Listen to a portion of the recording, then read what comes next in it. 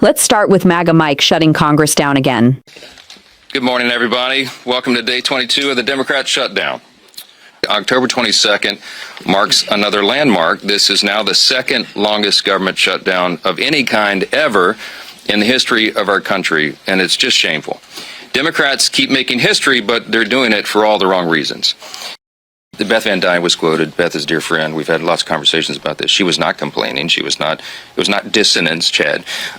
She was pointing out that we have a lot of important work to do before the end of the year, and it was Accordingly, the House stands adjourned until noon next Tuesday for morning hour debate. Once again, MAGA Mike Johnson, the Republican Speaker of the House, has shut Congress down, and yes, you heard that correctly. When Congress comes back into session, they still will not be doing meaningful work under MAGA Mike Johnson. The immediate reason for the panic was that the Senate parliamentarians struck down the $1 billion House Republicans wanted to include in the reconciliation bill for Donald Trump's Golden Ballroom. Now let's see how Trump's Golden Ballroom plan got blocked. Setback for President Trump tonight. Less than 2 hours ago, the Senate parliamentarian ruled that the $1 billion requested for security for the president's ballroom would need 60 votes for approval. That means Democrats would have to get on board to approve taxpayer dollars going towards the ballroom. A near impossible task given the makeup of the Senate.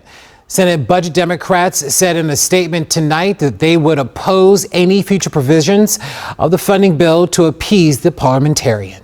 So MAGA Mike responded by shutting down the House of Representatives so Republicans could regroup and figure out another way to pull $1 billion from taxpayers for Trump's Golden Vanity Project. Because this was being pushed through reconciliation, MAGA Republicans were trying to avoid the Senate's 60-vote cloture requirement. Otherwise, the measure would face a filibuster, and they were determined to force that $1 billion through with only 50 votes. But the Senate parliamentarian, a position many people barely know exists, yet one with enormous influence in reconciliation disputes, ruled that the Golden Ballroom funding could not be included. Budget Committee Democrats challenged the provision and won. Senator Merkley made clear that Democrats expect Republicans to rewrite the bill to satisfy Trump, but they are prepared to challenge any revision. Midas Touch Network's chief D.C. correspondent Scott McFarland described it as a brutal setback for Trump's ballroom, explaining that the parliamentarians' ruling means the project now requires 60 votes, which is a mountain MAGA Republicans cannot climb with their current strategy. This next clip shows MAGA turning politics into a religious stage show. Hallie, organizers from the Trump-aligned Freedom 250 say thousands of people came out for an hours-long prayer event here in the heart of the nation's capital. Administration officials and faith leaders calling on attendees to rededicate themselves to God. Critics raising concerns about the lack of religious diversity seen on stage. Nearly every speaker and performance Christian. The Trump administration has been accused of blurring the lines between church and state after prayer circles in the Oval Office and the president posting a meme depicting himself as Jesus. Now, this event, the first of many this summer, celebrating America's 250th birthday, from a UFC fight on the South Lawn to a Grand Prix race on the streets of the nation's capital, and even a Great American State Fair. So what are MAGA Republicans doing while shutting down Congress yet again? You might be wondering if this is deja vu, because we have been here before. Last week, they shut Congress down. Before that, they did it again. This has become MAGA Mike's governing style because he runs the House like a rubber stamp parliament for Donald Trump, more like the Russian Duma than an independent legislative body. It is embarrassing, but shutting things down was only part of the weekend spectacle. MAGA Republicans also held an event called Rededicate 250, which was essentially a right-wing Christian nationalist pageant where religion was used more like a political prop than anything spiritual. Now watch how MAGA leaders turned faith into political theater. That and the other. Know your duty. Some of you bring politics into the church. You think that politics is spiritual stuff. Politics is of this world. You think it's your duty to be political about this, that, and the other. No, your duty is to serve the Lord your God with all your heart, mind, soul, body, and strength, and love your neighbor as yourself. Don't be talking to me about my spiritual responsibility to vote. It was endless chants of Jesus while ignoring every actual value they claim to represent. They treated faith like a campaign rally gimmick, rolling out pastors and religious figures who spoke as though God personally selected Donald Trump to receive a golden ballroom. That is not exaggeration. One pastor literally framed it as though America had waited 200 years for the Lord to raise up the man destined to deliver this ballroom. Then Tim Scott took the stage and turned it into a call and response performance, shouting Jesus and demanding the audience shout it back louder. And it is impossible not to notice the hypocrisy of people doing this while aligning themselves with Trump, all while serious questions remain about issues like the Epstein files and broader scandals. Yet there they are, turning faith into theater. Then Franklin Graham appears and launches into the familiar Christian nationalist grievance script, declaring America morally rotten, attacking transgender people, same-sex marriage, and invoking divine judgment. Here is where J.D. Vance and Mike Johnson join the spectacle.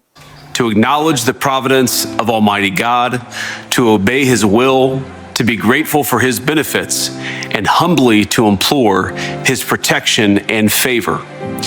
These were the opening lines of America's first ever Thanksgiving proclamation.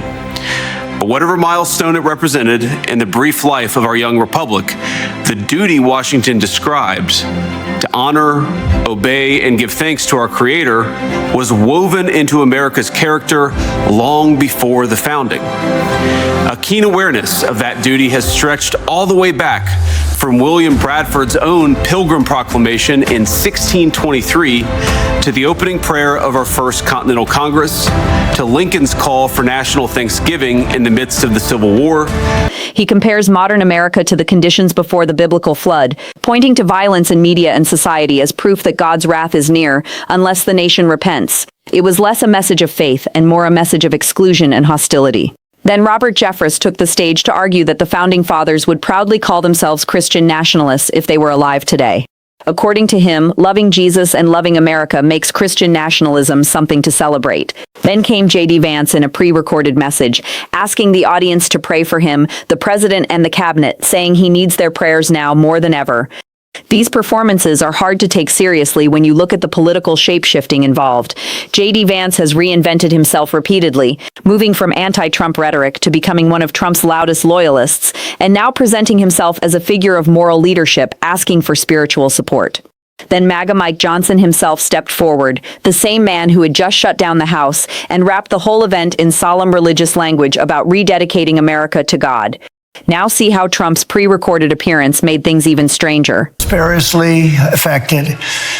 And the Lord appeared to Solomon by night and said to him, I have heard your prayer and have chosen this place for myself for a house of sacrifice.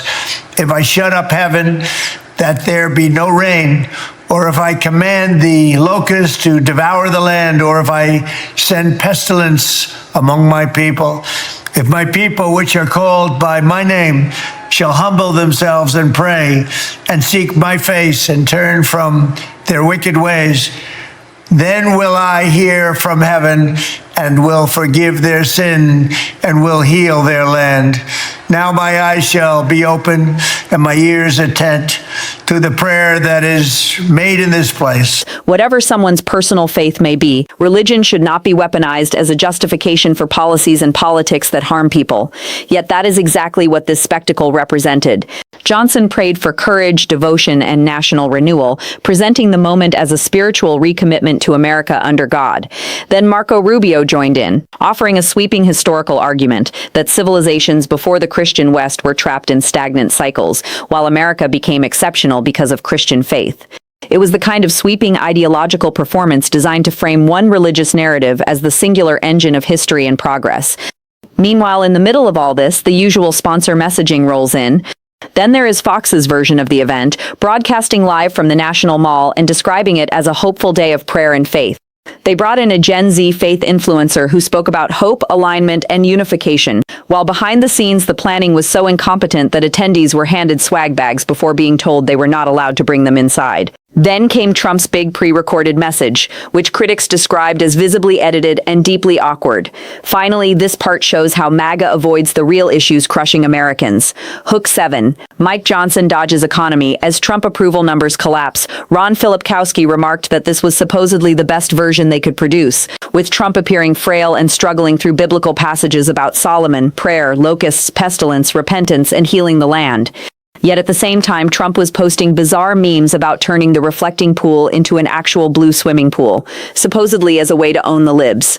This apparently is the political vision. While Americans struggle with groceries, rent, gas, jobs, debt, and affordability, the priority is posting memes about reflecting pools and symbolic culture war nonsense. Then MAGA Mike returned to talk about what he claims are pressing national issues, including banning mifepristone.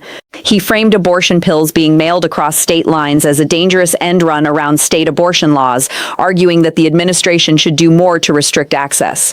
From there, the conversation shifted to redistricting and voting rights, where Johnson defended a Supreme Court ruling involving Louisiana maps, claiming it restored fairness by striking down race-based districting.